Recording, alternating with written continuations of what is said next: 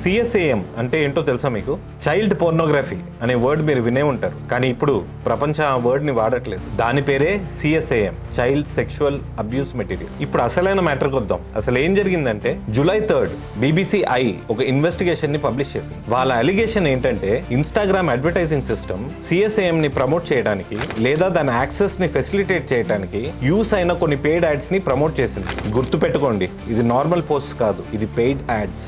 July 5 India government మెటాకి direct గా notice ఇచ్చింది. ఆ యాడ్స్ ని వెంటనే రిమూవ్ చేయండి అండ్ సిమిలర్ కంటెంట్ ని డిసేబుల్ చేయండి అని. అండ్ ఇలాంటి యాడ్స్ ఎలా అప్రూవ్ అయ్యాయో ఎక్స్ప్లెయిన్ చేయమని 7 days టైం ఇచ్చింది. July 7 మెటా రెస్పాండ్ అయింది. మేము ఇంటెన్షనల్ గా ఇలాంటి కంటెంట్ ని ప్రమోట్ చేయము, మాకు జీరో టాలరెన్స్ పాలసీ ఉంది, మాకు ఏఐ ఉంది, హ్యూమన్ రివ్యూస్ కూడా ఉన్నారు అండ్ రిపోర్టింగ్ సిస్టమ్స్ కూడా ఉన్నాయి. చైల్డ్ ఎక్స్ప్లాయిటేషన్ కి సంబంధించిన మిలియన్స్ ఆఫ్ అకౌంట్స్ ని మేము ఆల్రెడీ రిమూవ్ చేసాం అని మెటా చెప్పింది. కానీ ఇక్కడే అసలు క్వశ్చన్ స్టార్ట్ అవుతుంది. ఎందుకంటే ఇది డార్క్ వెబ్ లో జరిగిన స్టోరీ కాదు, మన ఫోన్ స్క్రీన్స్ వరకు వచ్చిన ప్రాబ్లం. మన అందరూ ఇన్స్టాగ్రామ్ వాడతాం. ఒక క్రిమినల్ డబ్బులు కట్టి అడ్వర్టైజింగ్ సిస్టమ్ లో ఎంటర్ అవ్వగలిగితే మన సేఫ్ అనుకుంటున్న ప్లాట్ఫామ్ నిజంగా ఎంత సేఫ్? మన ఇన్స్టాగ్రామ్ లో ఒక యాడ్ వేయాలనుకుంటే డబ్బులు కడతాం అండ్ యాడ్ అప్లోడ్ చేస్తాం. అప్పుడు సిస్టమ్ రివ్యూ చేస్తుంది, అప్రూవ్ అవుతేనే యూజర్ కి చూపెడుతుంది. కానీ ఇక్కడ క్రిమినల్స్ డైరెక్ట్ గా వర్డ్స్ వాడరు, కోడ్ వర్డ్స్ వాడతారు, ఎమోజీస్ వాడతారు, స్పెల్లింగ్స్ మార్చేస్తారు, హార్మ్లెస్ గా కనిపించే ఇమేజెస్ ని పెట్టి వేరే లింక్స్ కి తీసుకెళ్తారు. ఏఐ రివ్యూ సిస్టమ్ ఇమేజ్ ని చూస్తుంది, క్యాప్షన్ ని చూస్తుంది, కానీ